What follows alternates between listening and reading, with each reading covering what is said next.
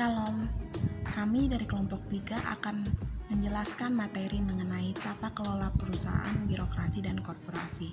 Saya dari Cendrawasih Jikwa akan mewakili teman-teman untuk menjelaskan materi ini. Berikut ini adalah nama-nama kelompok 3, yaitu Asifa Nurmadia Syamsuddin, Ardian C. Muda, Eka Alfiani Jayanti, Hans Nelson Marani, Angela Mariani Ibo, Darlin Cendrawasih Jikwa, dan Clement Santos Baga. Maksud dan tujuan pembuatan video ini adalah untuk memberikan informasi mengenai apa itu tata kelola perusahaan, birokrasi, dan korporasi, dan memberikan contoh kasus yang terjadi dalam perusahaan.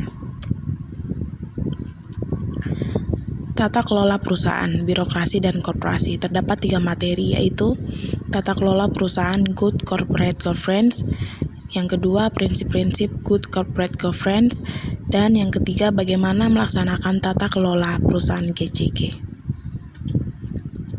Tata kelola perusahaan atau yang disebut dengan Good Corporate Governance, yaitu suatu keharusan bagi setiap perusahaan adalah memiliki visi dan misi dari keberadaannya.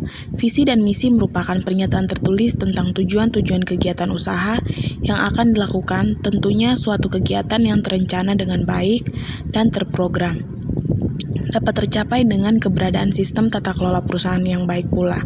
Sistem tata kelola organisasi perusahaan yang baik ini menuntun dibangunnya dan dijalankannya prinsip tata kelola perusahaan dalam proses manajerial perusahaan. Dengan mengenal prinsip-prinsip yang berlaku secara universal ini, diharapkan perusahaan dapat hidup secara berkelanjutan dan memberikan manfaat bagi para stakeholder-nya atau para pemegang saham. Prinsip-prinsip Good Corporate Governance. Sejak diperkenalkan OECD, prinsip-prinsip Corporate Governance berikut ini telah dijadikan acuan oleh negara-negara di dunia termasuk Indonesia.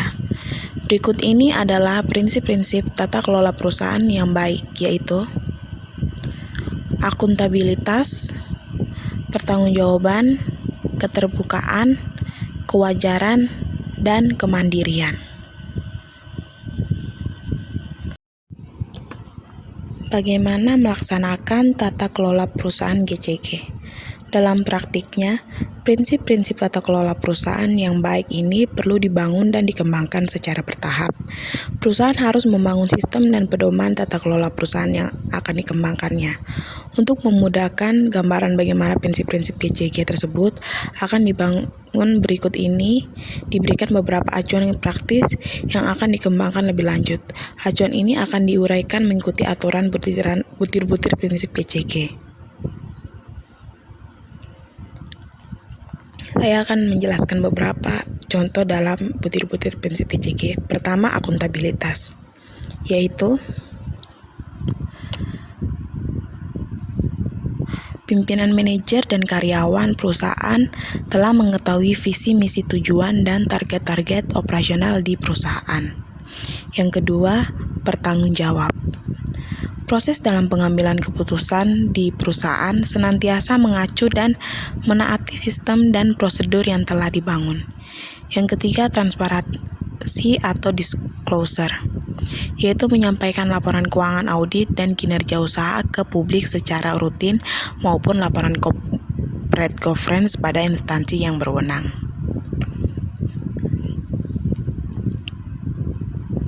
Yang keempat, kewajaran.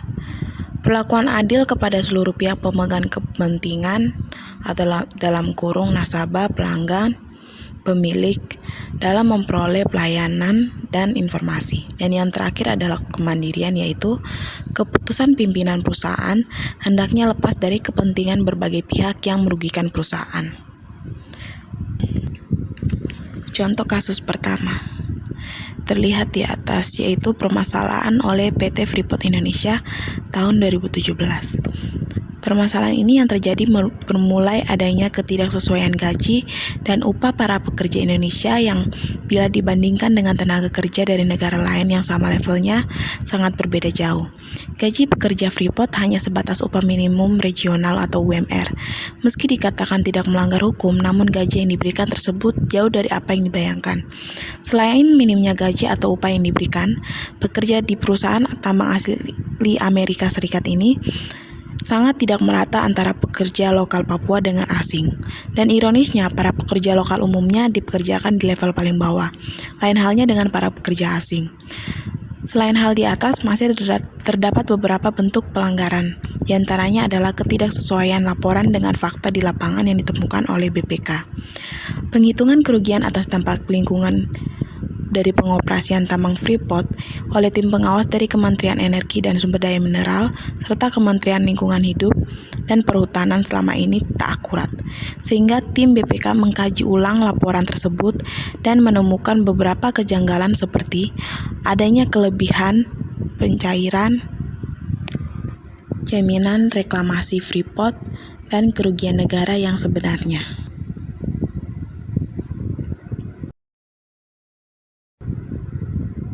Dan yang kedua oleh operator telekomunikasi. Kita pasti kerap menemukan bentuk SMS promosi atau juga pesan mengenai penawaran produk NSP hingga fitur lainnya dari penyedia operator telekomunikasi. Hal yang paling sering terjadi adalah bahwa tiba-tiba pulsa Anda berkurang padahal Anda tidak mendaftar untuk layanan tersebut. Bahkan hal ini berlangsung secara terus-menerus dan membuat Anda rugi. Tentunya contoh di atas merupakan bentuk JG yang kerap dan bahkan hingga kini masih dikeluhkan oleh hampir semua penyedia layanan telekomunikasi di Indonesia.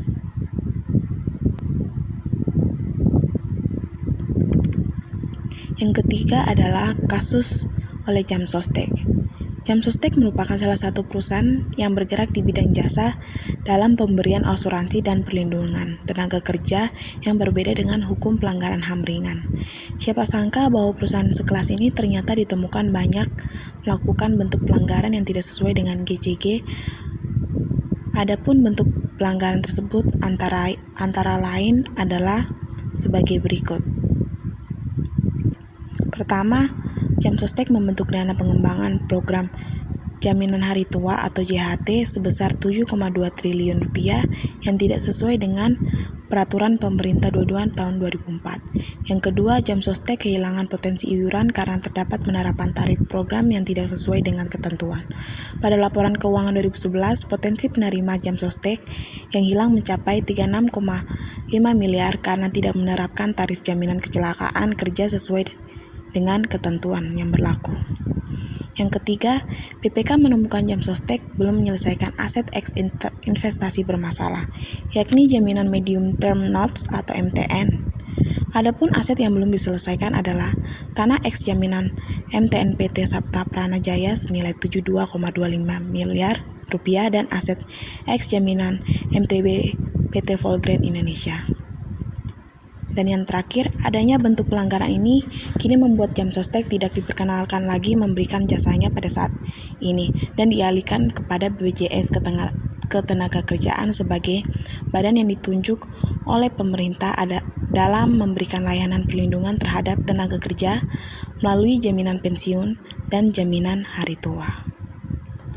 Dalam beberapa kasus di atas terdapat beberapa pelanggaran JGC atau terdapat beberapa persamaan, yaitu pertanggungjawaban. Prinsip ini menuntut perusahaan maupun pimpinan dan manajer perusahaan untuk melakukan kegiatan secara bertanggung jawab.